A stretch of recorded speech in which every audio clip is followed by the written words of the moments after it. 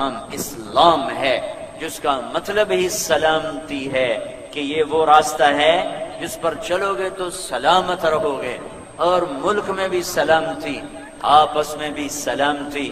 اس راستے کا نام اسلام ہے، اللہ کی غیبی مدد کا یہ راستہ ہے۔ جیسے اس کائنات میں اللہ کی حکومت ہے، ہمارے حالات پر بھی اللہ کا قبضہ ہے۔ عزت آتی ہے تو اللہ کا ارادہ آتا ہے، وَتُعِزُّ مَن تَشَاءُ۔ ذلت آتی ہے تو اللہ کا ارادہ آتا ہے، وَتُذِلُّ مَن تَشَاءُ۔ بادشاہی آتی ہے تو اللہ کا ارادہ آتا ہے، تُؤْتِي الْمُلْكَ مَن تَشَاءُ۔ اللہ تخت نیچے سے کھینچ کر پٹخ کے مارتا ہے تو اللہ کا ارادہ آتا ہے، وَتَنزِعُ الْمُلْكَ مِمَّن تَشَاءُ۔ اللہ رزق کھلتا ہے تو اللہ کا ارادہ آتا ہے، وَيَبْسُطُ الرِّزْقَ لِمَن يَشَاءُ وَيَقْدِرُ وَتَرْزُقُ مَن تَشَاءُ بِغَيْرِ حِسَابٍ۔ دن چھوٹا ہوتا ہے تو اللہ کا ارادہ آتا ہے، یولج اللیل فی النہار۔ دن لمبا ہوتا ہے تو اللہ کا ارادہ آتا ہے، یولج النہار فی اللیل۔ ھذا عذب فرات، پانی میٹھا ہوتا ہے تو اللہ کا ارادہ ہے، ھذا ملح اجاج، پانی کڑوا ہوتا ہے تو اللہ کا ارادہ ہوتا ہے۔ دونوں میں مچھلیاں ہیں تو وہ میرے اللہ کا ارادہ ہے، من کل تأکلون لحما طریا، ادھر بھی ادھر بھی۔ صدف میں موتی بنتا ہے تو اللہ کا ارادہ ہوتا ہے، تستخرجون منہ حلیۃ تلبسونہا۔ سمندر میں جہاز چلتا ہے، کراچی سے نیو یارک کے ساحل پہ جا لگتا ہے تو اللہ کا ارادہ ہے، وَتَرَى الْفُلْكَ مَوَاخِرَ فِيهِ وَتَرَى الْفُلْكَ مَوَاخِرَ فِيهِ۔ تو یہ اس سے ساری کائنات میں اللہ کا محکم قانون ہے۔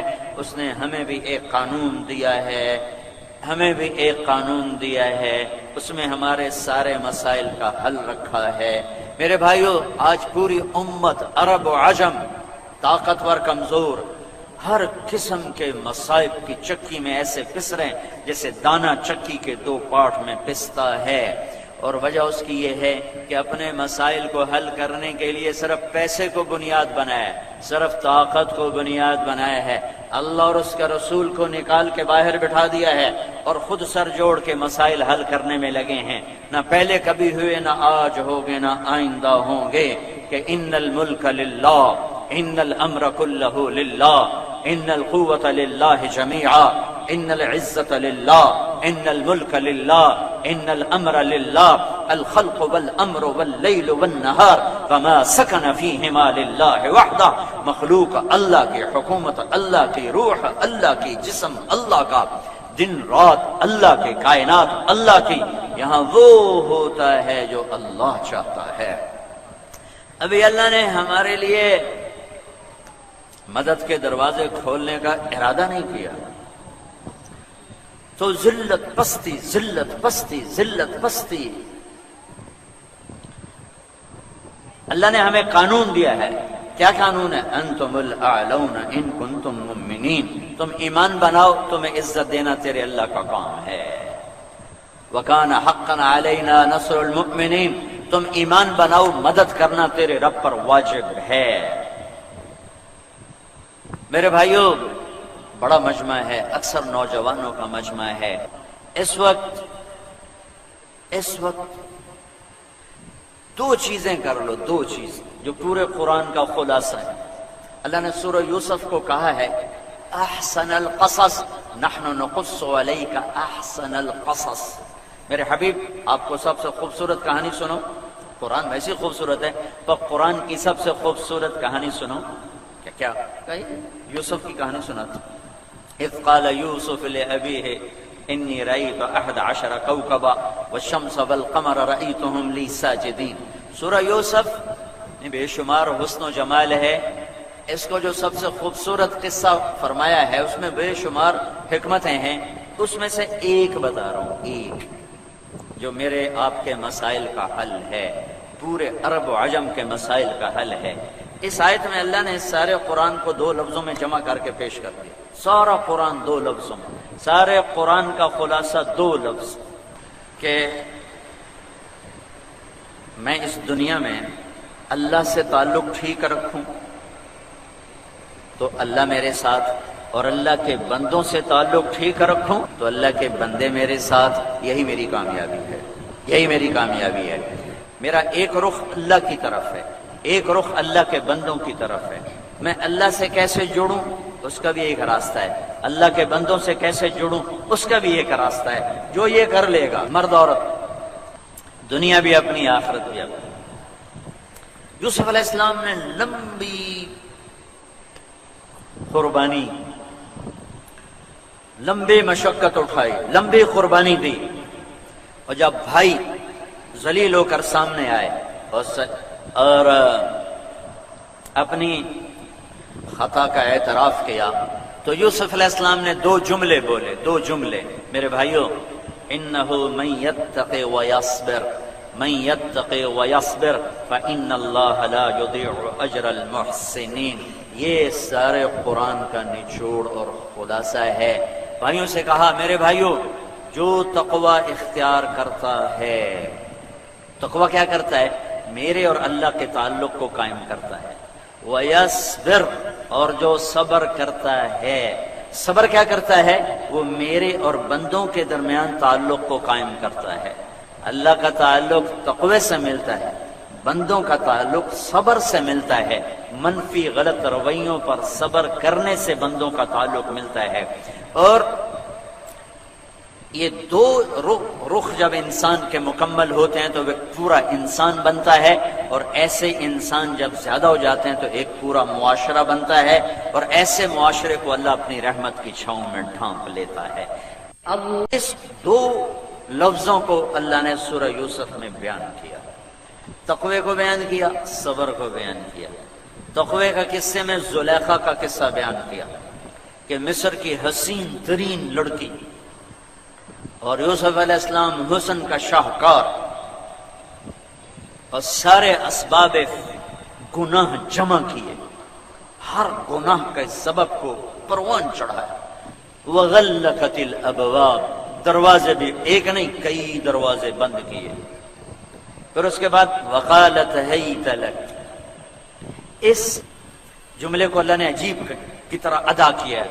وراودته التي هو في بيتها عن نفسه وغلقت الابواب، یہ جملہ اس موقع کے سنگینی کو بتانے کے لیے ہے کہ یوسف کا کتنا خوفناک امتحان شروع ہو چکا تھا، ورنہ اتنا جملہ کافی تھا۔ وراودته عن نفسه، وراودته عن نفسه مطلب پورا ہو گیا۔ التي هو في بيتها عن نفسه وغلقت الابواب وقالت هيت لك، یہ اس معاملے کے خوفناک ہونے کو اللہ بتا رہا ہے۔ وقالت هيت لك، یہ قرآن کا عجب لفظ ہے، یہ 9 طرح پڑھا جا سکتا ہے۔ پورے قرآن میں کوئی لفظ ایسا نہیں جو 9 طرح پڑھا جائے۔ وقالت هيت لك، وقالت هيت لك، وقالت هيت لك، 3، پھر وقالت هيت لك، وقالت هيت لك، وقالت هيت لك، 6، پھر 3 طرح اور، وقالت هيت لك، وقالت هيت لك، وقالت هيت لك، یا کو لمبا کر کے 9 طرح یہ لفظ پڑھا جا سکتا ہے۔ پورے قرآن میں ایک لفظ ہے۔ یہ وہاں بتلا رہا ہے کہ اللہ نے یوسف پر کتنا بڑا امتحان ڈالا۔ اور آگے ایک جملہ آیا، قال معاذ اللہ، زلیخا یہ خیال چھوڑ دو کہ تیرا حسن یوسف کو گمراہ کرے گا، یہ خیال چھوڑ دو کہ یہ تنہائی اور یہ بند دروازے مجھے میرے اللہ سے غافل کریں گے، یہ خیال چھوڑ دو کہ پردے گر چکے ہیں، تالے لگ چکے ہیں، دروازے بند ہیں، پہرے دار کھڑے ہیں، تو اور میں ہیں، بظاہر کوئی تیسرا نہیں، نہیں نہیں نہیں۔ زلیخا معاذ اللہ، تیسرا اللہ ہے جو میری شہرت سے زیادہ قریب ہے، میں یہ گناہ کبھی نہیں کر سکتا۔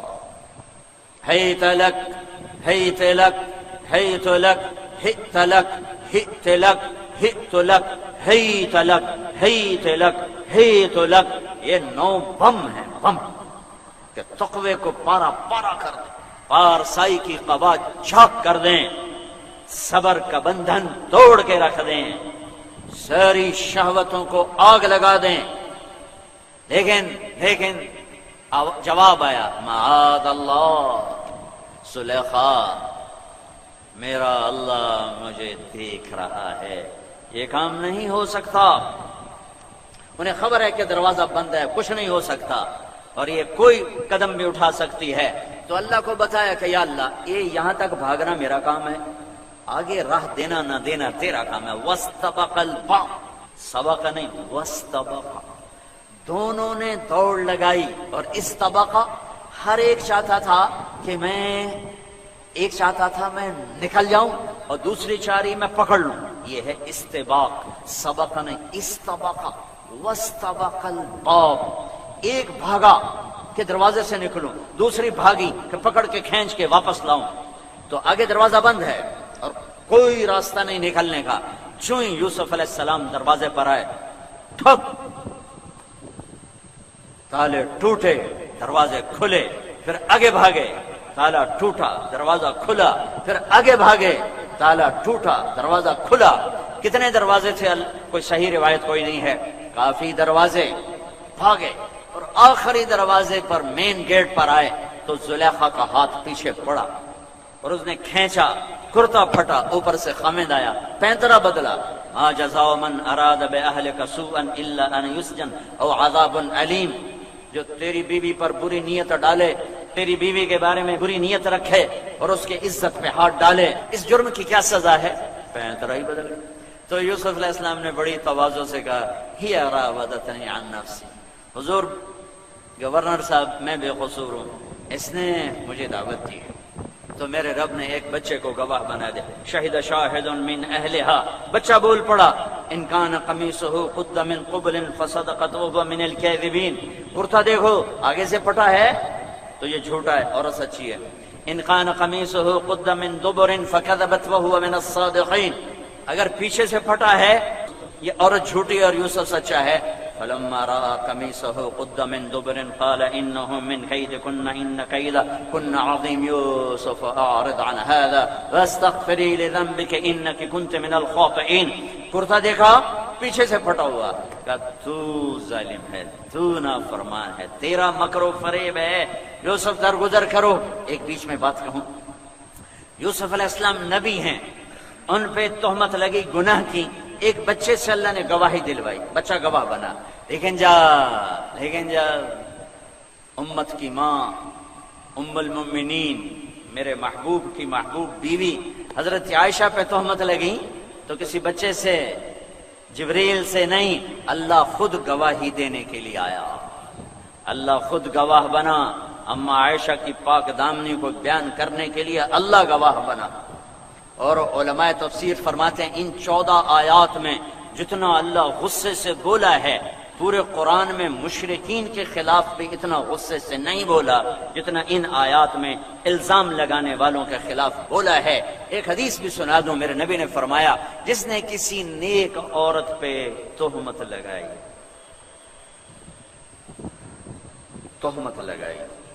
گناہ کی، زنا کی، نیک عورت، پاک دامن عورت، پھر توبہ نہ کی، پھر مصلی بچھا کے 100 سال نفل پڑھتا رہا، اگر توبہ نہیں کی تو جہنم میں جائے گا۔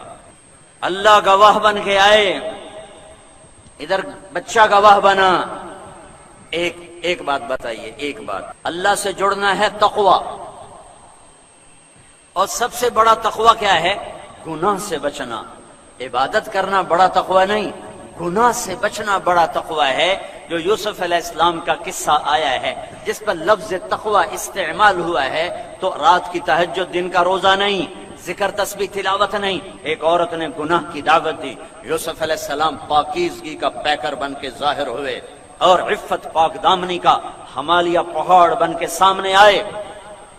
ہے اس کو تقوی اللہ نے کہا، یہ تقوی ہے، یہ تقوی ہے۔ ایک اور حدیث جوڑ دوں، یاد آ گئی، میرے نبی نے فرمایا تمہیں بتاؤں سب سے بڑا عبادت والا کون ہے؟ ابو ہریرہ، اتق المحارم تکن اعبد الناس، ابو ہریرہ گناہ چھوڑ دے تو سب سے بڑا عبادت والا ہوگا۔ وہ بھی عبادت والا ہے جو روزے رکھتا ہے، جو تہجد پڑھ. میں نے کئی لوگ دیکھے ساری زندگی کے روزے دار، 30 سال روزہ افطار نہیں کیا سوائے عید کے. ایسے لوگ میں نے دیکھے. اسی ابھی چند سال پہلے انتقال ہوا ہے. لیکن یہ تو ہر کوئی نہیں کر سکتا ہے. میرے نبی نے وہ طریقہ بتایا جو یہ سارا مجمع کر سکتا ہے، نوجوانوں کا، بوڑھوں کا. یہ کیمرے والے، یہ پہرے والے، یہ ممبر والے، یہ دائیں والے، یہ بائیں والے، یہ مستورات، سب کر سکتے ہیں. سب بڑے سے بڑے متقی بن سکتے ہیں. کیا؟ گناہ چھوڑ دو، متقی بن جاؤ. گناہ چھوڑ دو، متقی بن جاؤ. تقوی اختیار کرو. گناہ چھوڑ، کبیرہ گناہ چھوڑ. چھوڑنے کا کیا مطلب ہے؟ چھوڑنے کا مطلب یہ نہیں کہ اس سے کبھی ہوگا نہیں. چھوڑنے کا مطلب یہ ہے کہ اگر کبھی ہوگا تو وہ پھر توبہ کر کے رو دھو کے اللہ کو منائے گا. وہ ایسا بے حیا نہیں ہوگا کہ کرتا بھی جائے اور شرمائے بھی نہ، کرے بھی صحیح اور پرواہ بھی نہ ہو. تقوی والے سے بھی بڑے سے بڑا گناہ ہو سکتا ہے.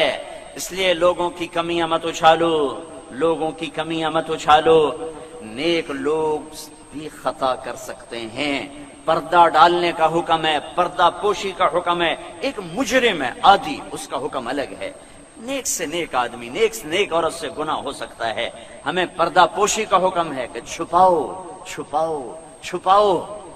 ایک شخص نے کہا یا رسول اللہ، میں چاہتا ہوں اللہ تعالیٰ قیامت کے دن میرے گناہ چھپا لے، میرے گناہوں کا پتہ نہ چلے.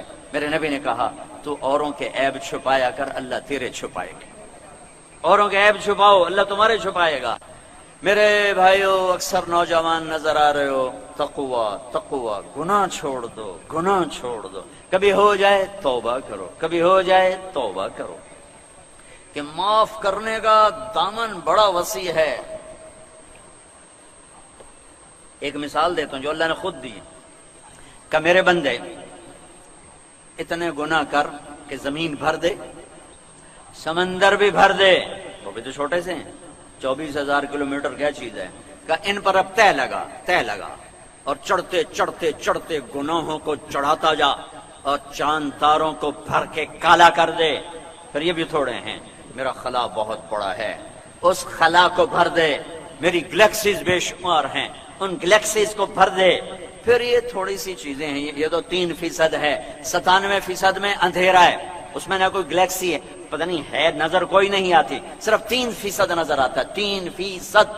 اور وہ 3% میں جو کچھ دیکھا ہے ناسا والوں نے، جو نہیں دیکھا وہ نہیں، جو دیکھا ہے اس کے بارے میں ناسا کی رپورٹ کہ جن ستاروں کو دیکھ چکے ہیں اگر گنتی کرنے لگے 1 2 3 4 5 6 7 8 9 10 11 12 13 14 15 16 17 18 19 20 گنتی کرنے لگیں تو 300 کھرب سال کی ضرورت ہے. اتنی بڑی کائنات ہے کہ بھر دے. پھر 97% میں اندھیرا ہے، وہ بھی بھر دے. پھر اور اوپر آ اور اپنے گناہوں کو لے جا کر میرے آسمان کی چھت کے ساتھ بھر دے اور زمین سے لے کر آسمان تک گناہوں سے پیک کر دے کل کائنات. تمہیں دنیا کہے گی تیری بخشش کوئی نہیں. تمہیں تانے ملیں گے 900 چوہے کھا کے بلی حج کو چلی. تمہیں کہیں گے کس منہ سے مسجد جا رہے ہو، کس منہ سے کعبے جا رہے ہو، تیری کوئی بخشش نہیں. لوگ کہیں گے، لیکن میں تیرا رب کیا کہہ رہا ہوں؟ لو بلغ الظنون بکانان السماء ثم استغفرتنی غفرت لك ولا ابالی.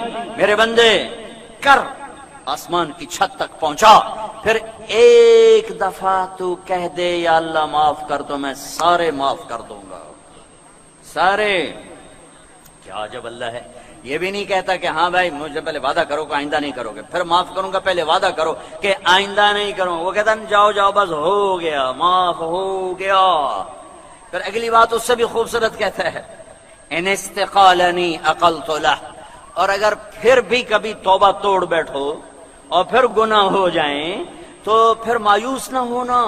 یہ خیال نہ کرنا کہ اب کیسے معافی مانگوں، ابھی تو ناراض کر کے آیا ہوں تو میرا لگا تو آ جانا میں پھر معاف کر دوں گا، پھر آ جانا میں پھر معاف کر دوں گا. اے میرا اللہ ہے، یہ اس کی رحمت ہے. ایک واقعہ پرانا سناتا ہوں، ایک نیا سناتا ہوں. ترمذی شریف کی روایت ہے ایک نوجوان تھا بنو اسرائیل میں جس کا نام تھا کفل، ہر عیب گناہ اس کے اندر تھا، روزانہ رات کو منہ کالا کرتا تھا۔ ایک رات ایک لڑکی کو لے کر آیا 60 دینار، 60 دینار، 60 دینار کوئی 10-12 لاکھ روپیہ بنتا ہے آج کا سکہ پاکستانی۔ 10-12 لاکھ روپے پر ایک رات کے لیے لڑکی کو لایا۔ جب کمرے میں بند ہوا تو وہ لڑکی رو رہی تھی، تو کفل نے کہا میں نے تو جبر نہیں کیا، کیوں رو رہی ہو؟ تو اس نے کہا کفل میں عزت دار ہوں، مجھے بھوک نے یہاں تک پہنچایا ہے، میں پیشہ ور نہیں، میں بازاری نہیں ہوں، مجھے بھوک نے یہاں تک پہنچایا ہے۔ یہاں میں اضافہ کیا کرتا ہوں کہ مالدار جب سخاوت چھوڑ دیتے ہیں تو غریبوں کی بیٹیاں نیلام ہو جاتی ہیں، مالدار جب بڑے بڑے محل بناتے ہیں تو غریبوں کی بیٹیاں نیلام ہو جاتی ہیں، جب مالدار بخیل ہو جاتے ہیں تو عزتیں نیلام ہو جاتی ہیں۔ پر میں کیا کروں؟ مجھے آج حدیث یاد آئی، موسیٰ علیہ السلام نے پوچھا یا اللہ جب تو ناراض ہوتا ہے تو مجھے کیسے پتا چلے کہ اب تو ناراض ہے؟ تو اللہ نے کہا موسیٰ دیکھنا جب حکومت نکموں کے ہاتھ میں ہو اور پیسہ بخیلوں کے ہاتھ میں ہو اور بارشیں بے موسم کی ہوں تو سمجھنا میں ناراض ہوں۔ کہ یا اللہ جب تو راضی ہوتا ہے تو پھر کیا نشانی؟ کہ موسیٰ دیکھنا جب حکومت سمجھداروں کے ہاتھ میں، پیسہ سخیوں کے ہاتھ میں، بارشیں موسم پر، تو سمجھنا میں راضی ہوں۔ جب حکومت سمجھداروں کے ہاتھ میں، صرف نیک ہونا کافی نہیں، سمجھدار ہونا ضروری ہے، نیک ہو سمجھدار نہ ہو کیا کرے گا؟ تو میرے رب نے کیا خوبصورت بات فرمائی کہ موسیٰ جب حکومت سمجھداروں کے ہاتھ میں اور پیسہ سخیوں کے ہاتھ میں اور بارشیں موسم پر، تو سمجھو کہ میں بندوں سے راضی ہوں، میں راضی ہوں۔ کفل میں عزت دار ہوں۔ کفل رو پڑا، کہا بہن جس عزت کے ساتھ آئی تھی چلی جا دروازے سے، اور میں بڑا ذلیل انسان ہوں، تو دعا کر میں توبہ کرتا ہوں، اللہ مجھے معاف کر دے۔ کفل کو نہیں پتا اگلے لمحے کیا ہونے والا ہے۔ وہ لڑکی گھر پہنچی، کفل مر گیا۔ جیسا یہ شخص تھا کل کوئی اس کے جنازے میں نہ آتا، کوئی اس کو غسل نہ دیتا، کوئی اس کو کندھا نہ دیتا۔ تو میں قربان جاؤں اس شہنشاہ اعظم پر، اس عظیم اللہ پر۔ جب صبح ہوئی تو لوگوں نے کیا دیکھا؟ کفل کے دروازے پر لکھا ہوا تھا بڑا نورانی سطروں میں، ان اللہ قد غفر للکفل، اللہ نے کفل کو معاف کر دیا۔ میرے دوستو، میرے بھائیو، تقوی کوئی مشکل نہیں ہے۔ اللہ کی بارگاہ میں توبہ کر کے صلح کرنی، گناہ چھوڑنا، جب ہو جائے پھر دوبارہ معافی مانگ لینا، پھر توبہ کر لینا ہے۔ کوئی رات ساری رات کی تہجد کا نام تقوی نہیں ہے، سارے سال کے روزوں کا نام تقوی نہیں ہے، گناہ چھوڑ دینے کا نام تقوی ہے۔ اور جب ہو جائے پھر توبہ کر لو تو اس کا نام تقوی ہے۔ کبیرہ گناہوں سے بچو۔ میرے بھائیو، معاملہ اللہ سے ہے، مایوس ہونے ڈرنے کی بات ضرور ہے، مایوس ہونے کی نہیں ہے۔ لَوَجَدُ اللَّهَ تَوَّابًا رَحِيمًا، کہ تم میرے پاس آؤ تو صحیح۔ اللہ کے 99 ناموں میں ایک نام ہے جو ذرا ڈرانے والا، وہ منتقم، المنتقم۔ باقی تو سب محبت ہی محبت ہیں، الرحمن الرحیم الملک القدوس السلام المومن المهيمن العزيز الجبار المتكبر الخالق الباري المصور الغفار القهار الوهاب الرزاق الفتاح العليم القابض الباسط الخافض الرافع المعز المذل السميع البصير الحكم العدل اللطيف الخبير الحليم العظيم الغفور الشكور العلي الكبير الحسيب المقيت الجليل الكريم الرقيب المجيب الحكيم الودود الواسع الباعث الشهيد الحق الوكيل القوي المتين الولي الحميد المحصي المبدي المعيد الواجد الماجد الواحد الأحد الصمد القادر المقتدر المقدم المؤخر الأول الآخر الظاهر الباطن الوالي المتعال البر التواب المنتقم المنتقم۔ اب آیا المنتقم، پھر آگے ساتھ ہے العفو۔ آئے ہے اللہ نے کیسا، اوئے ہوئے ہوئے ہوئے، قربان جاؤں اپنے نبی پر۔ المنتقم ایک دم ڈراوا آیا، ساتھ ہی دو نام لا، العفو الرؤوف، ارے وہ ہے پکڑنے والا جو معاف بڑی جلدی کرتا ہے، مہربان بڑی جلدی ہوتا ہے، العفو الرؤوف، مالک الملک، اور شہنشاہ تمہارے تھوڑے سے گناہوں سے کیا فرق پڑتا ہے، ذوالجلال والاکرام، عزتوں والا ہے، تیری نماز نہ پڑھنے سے اس کی عزت میں کیا فرق آتا ہے، المقسط، الجامع، الغنی، المغنی، المانع، الدار، النافع، النور، الهادي، البديع، الباقی، الوارث، الرشید، الصبور، الحنون، المنان، واہ واہ واہ، یہ میرا اللہ ہے۔ اللہ سے دوستی لگا لو، کام بن گیا۔ تقوی تقوی تقوی،